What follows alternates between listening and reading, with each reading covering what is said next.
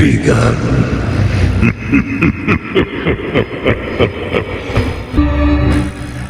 Kagabi, tuwang-tuwa si Jolina sa regalong ibinigay sa kanya ni Toto na ipinagpasalamat naman ng labis ng mga magulang nito. Hapon, habang naglalaro ang bata, matamang pinagmamasdan siya ni Jed. Nalingid sa kanya ay may binuunang balak. Gabi, hindi na nakauwi pa si Jolina na labis na ikinabahala ni Flora. Narito ang ikalawang bahagi ng ating tampok na kwento sa linggong ito na pinamagatang regalo sa isa na namang gabi ng lagi.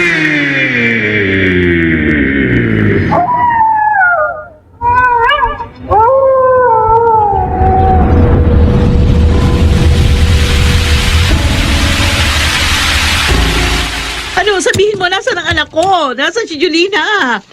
Ha? Ate, Ano ate? Oh, bakit hindi mo kasama si Jolina? hindi ko sila nakita. Sila? May kasamang anak ko. Sino? Kasama siya ni Jed. Itinakas niya si Jolina. At hindi ko alam kung saan na ito dinala. Ano? Si Jen.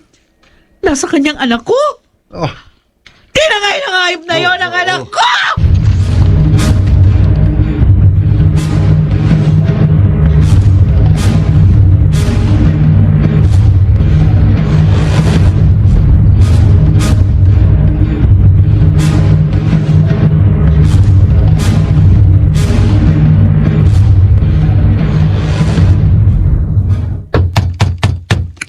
Ano yun? Jed! Ayop ka, lumabas ka dyan! Sino? Buksan niyo to! Sandali! Kakagulat naman to. Oy, Arman! Bakit? Nasaan ang anak mo? Ilabas mo siya. Pati ng anak ko. Ano? Oh, isinama ng hayop mong anak, ang anak ko. Nasaan sila? Ano ba sinasabi mo? Wala dito ang anak ko at lalong wala dito si Jolina. Huwag mo na silang itago. Arman, talagang wala sila dito. Ngayon, kung gusto mo, halugugin mo ang buong bahay namin para maniwala ka. Talagang gagawin ko yan. Tumabi ka dyan. Ay, teka! Dangan-dangan lang! Ano ba, Arman? Itong tandaan mo, Minda. Kapag nakita kong anak mong yan, nakasamang anak ko, malilintikan siya sa akin.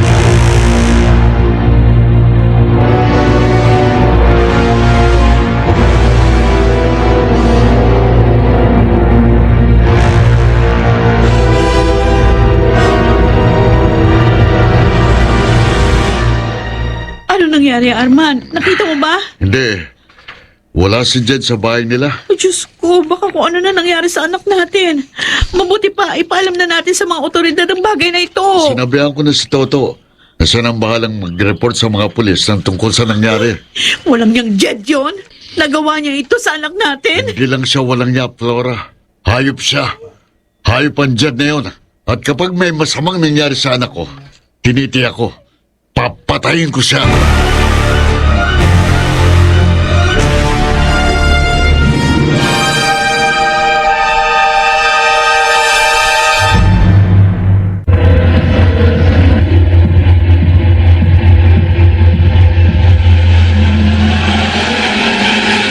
Balikan natin ang kasaysayang tampok sa linggong ito sa isa na namang gabi ng lagi.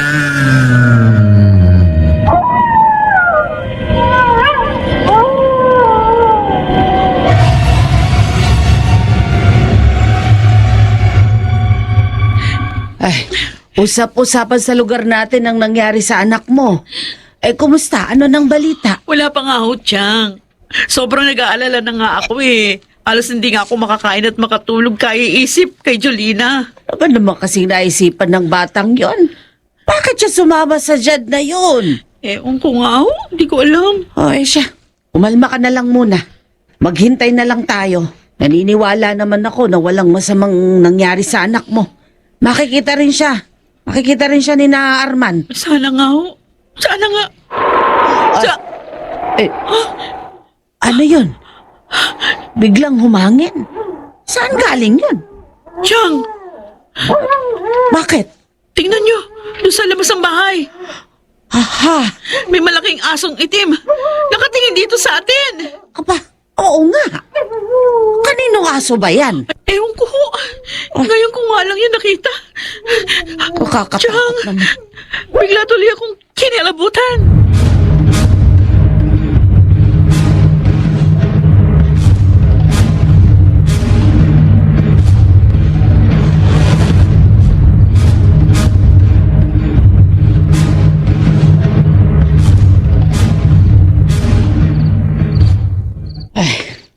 Ginabi na tuloy ako sa pag-uwi.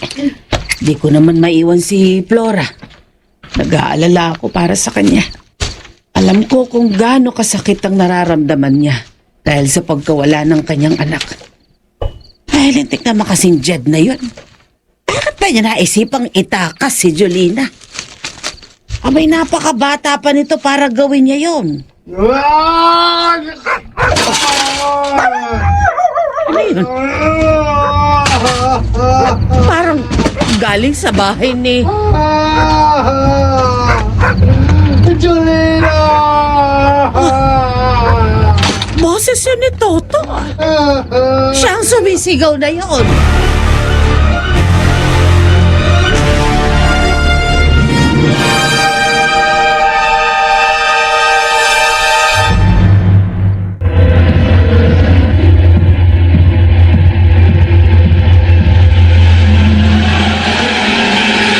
Balikan natin ang kasaysayang tampok sa linggong ito sa isa na namang gabi ng lagim.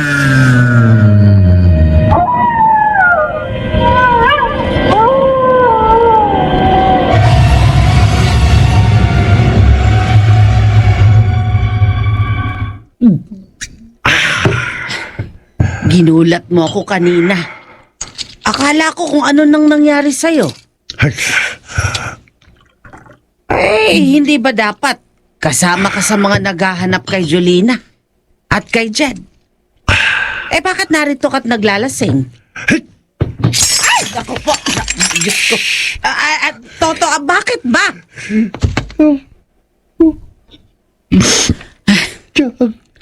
Alam ko. Naiintindihan ko masakit sa yung nangyari kay Jolina. Alam ko naman na mahal mo ang batang yun, kaya... Iwan niyo na lang ako at saka ayoko nang kausap. Ay, Toto! Iwan niyo ako! Oo! Ah, Ay, gusto kong mapag-isa. Kaya pwede ba?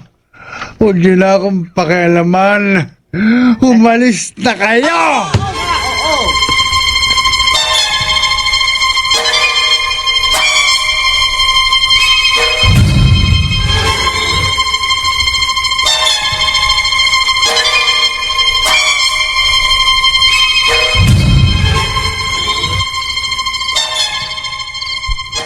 Ay, Diyos ko.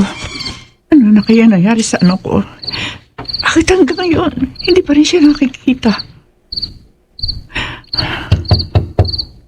Hindi ko makatok. Nay! Si Jed.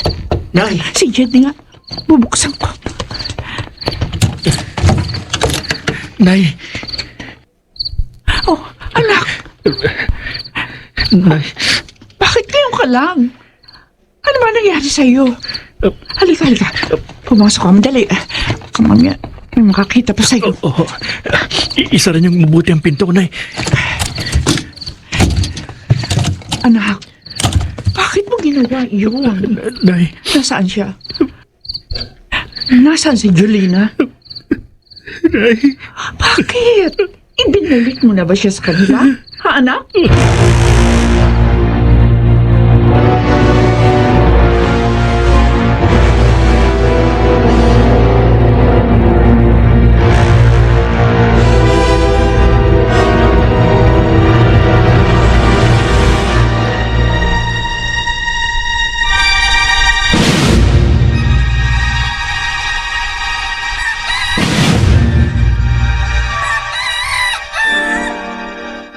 Arman ang anak ko. Nasaan si Jolina? Talagang hindi namin siya matagpuan. Pati si Jed, hindi rin namin makita. May tao. Ako na. Mang Arman! Oh, Jose, bakit? Mang Arman, nakita na ho ang anak nyo. Ha? Totoo? Ano? Ano nakita ng anak ko? Nasaan na siya? Alin, Flora. Nasaan? Mang Arman, huwag ho kayo mabibigla. Bakit? Bakit, Jose? May masama bang nangyari kay Jolina? Sabihin mo! Ano nangyari sa anak ko?